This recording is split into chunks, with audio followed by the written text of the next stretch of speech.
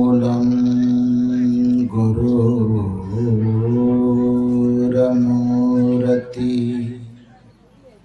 गुरुपदम्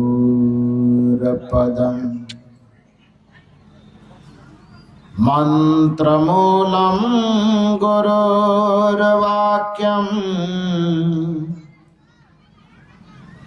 मोक्षमूलं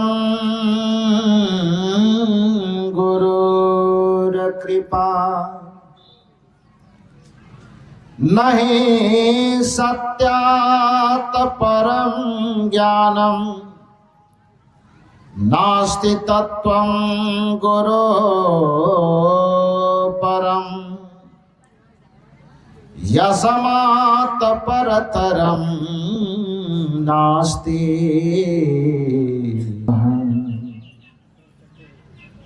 तस्मै श्री गुरुवे नमः। मेरे व्यवहारिक एवं पारमार्थिक जीवन के प्रबल प्रेरणा स्रोत परमाराध्य परम पूज्य गुरुदेव जी झारखंड राज्य के पवित्र धरा पर स्थित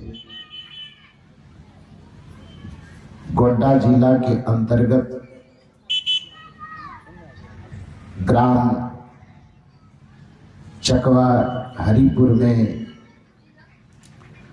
आयोजित 2 दिवसीय सत्संग समारोह के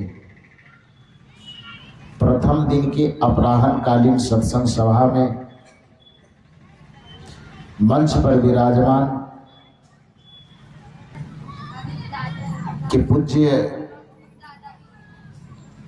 आचार्य संत श्री विकास साहब जी और उनके ही साथ में उसी आश्रम से पधारे हुए सद्गुरु श्री अभिलाष साहब जी की सेवा में अपने संपूर्ण जीवन को समर्पित कर देने वाले और उनके आदर्श को अपने आचरण में अपने चरित्र में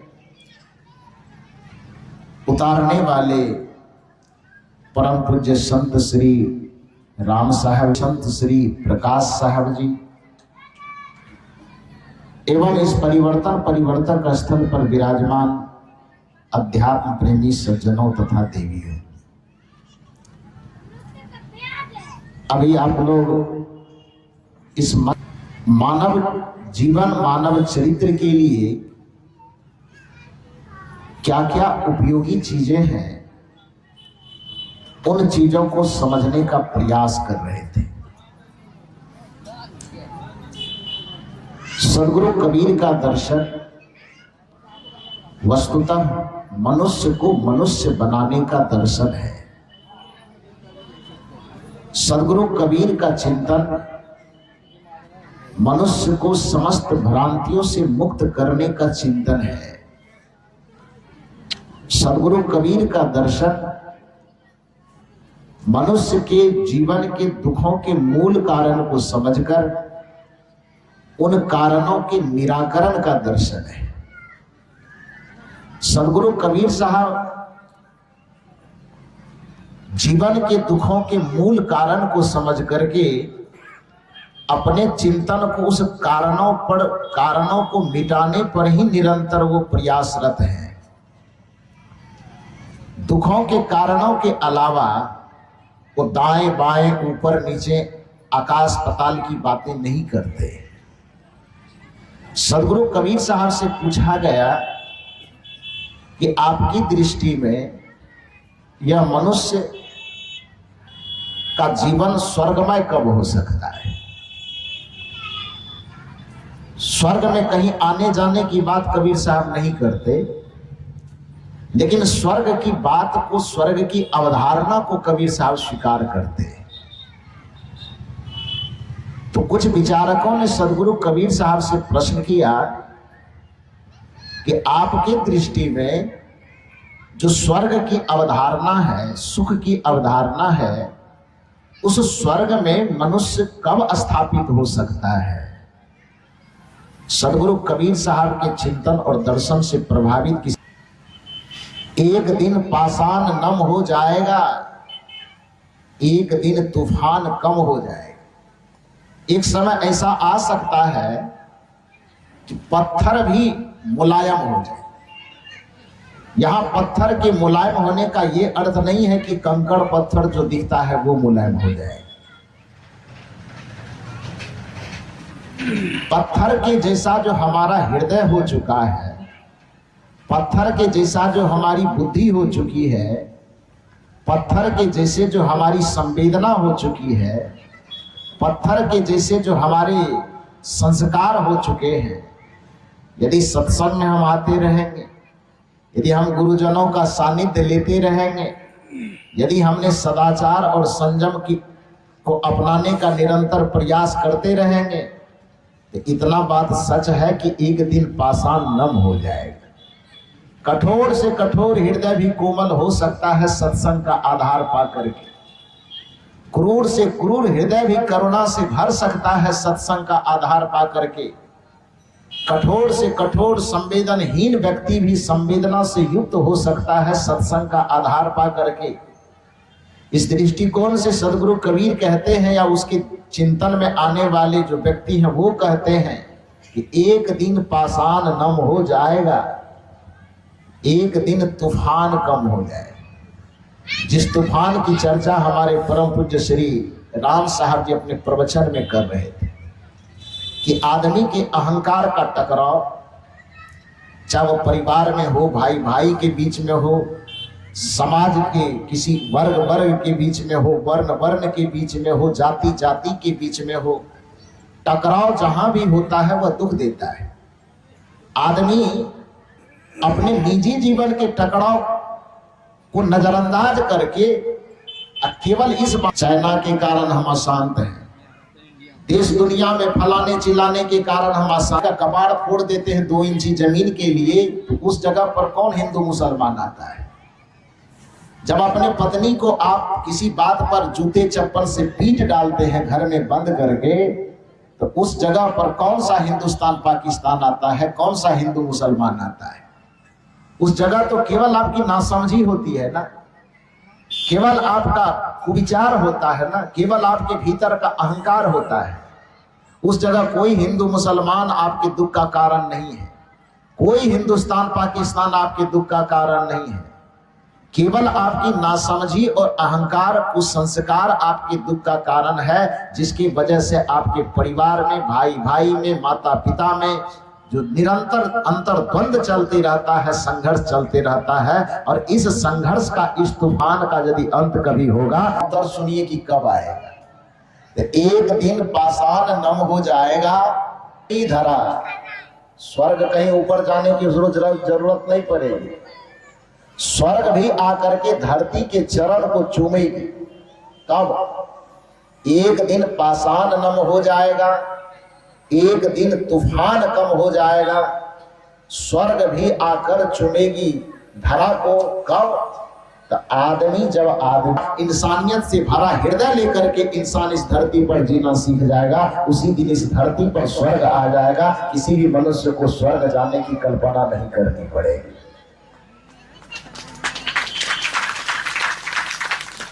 प्रश्न यह होता है कि आदमी आदमी नहीं है क्या? आदमी सकल से सुशोभित किया, विद्वान ने भी वो एक शीर्षक पर कुछ पुस्तकें लिखी है।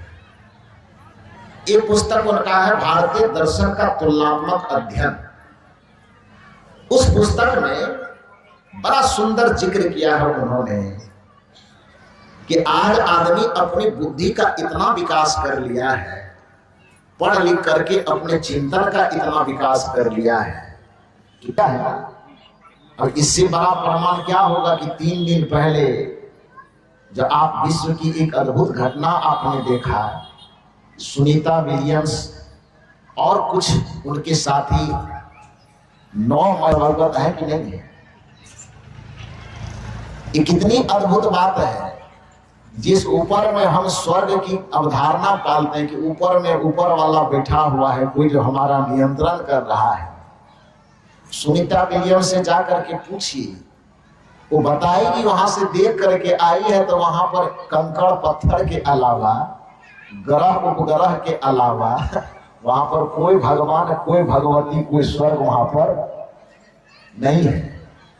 9 महीना रह करके आई है। लेकिन हम यहां से ऊपर वाला कर ही रहे हैं। खैर वो अलग विषय है। मूल बात मैं ये कहना चाहता हूं कि आज व्यक्ति बुद्धि का इतना विकास कर लिया है। सर्वपल्ली राधाकृष्णन जी कहते हैं कि आदमी मछली न होते हुए भी पानी में तैरना सीख गया है। बुद्धि का विकास ऐसा किया है। घोड़ा न होते हुए भी उससे भी तेज दौड़ना सीख गया है। ताकतवर न होते हुए भी हाथी से कदाचित ज्यादा वजन ढोने की क्षमता इसमें आ गई है। लेकिन इन सारी योग्यताओं को हासिल करने के बाद, ध्यान से सुनिए, के बाद स्वर्ग क्यों ढूंढेगा? जिसको घर में ही सुख मिले तो मरने के बाद सुख की तलाश क्यों करेगा?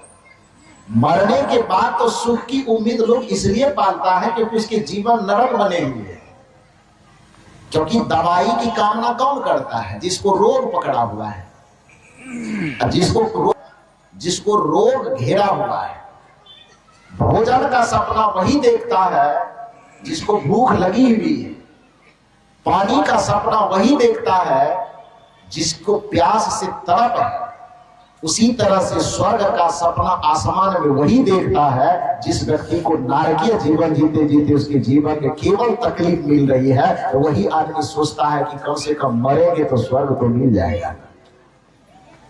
लेकिन संत कहते हैं, खास करके सदगुरु कबीर का चिंतन आपसे यह कहता है कि जिस दिन आप इस धरती पर आदमी के तरह केवल जीना जान जाओगे, उसी दिन आपके पूरे समाज में, पूरे संसार में स्वर्ग व्याप्त हो जाएगा। और आदमी की तरह जीने का सूत्र क्या है? सभी संतों ने उसी पर अपना विचार दिया। वाणी मीठी हो, व्यवहार सरल हो, आपस में एक दूसरे के प्रति प्रेम और सद्भाव हो। स्वर्ग में पहुंचने का, जीवन को स्वर्गमय बनाने का यही सूत्र है। इसको व्याख्यायित न करके भी एक सूत्र में इसको कहा जाए कि स्वर्ग हमारा जीवन कैसे बने, हमारा घर, हमारा परिवार स्वर्ग जैसा कैसे बने। ध्यान से सुनिए, मृदुवानी सुंदर बरताव सभी गुणों की खान है।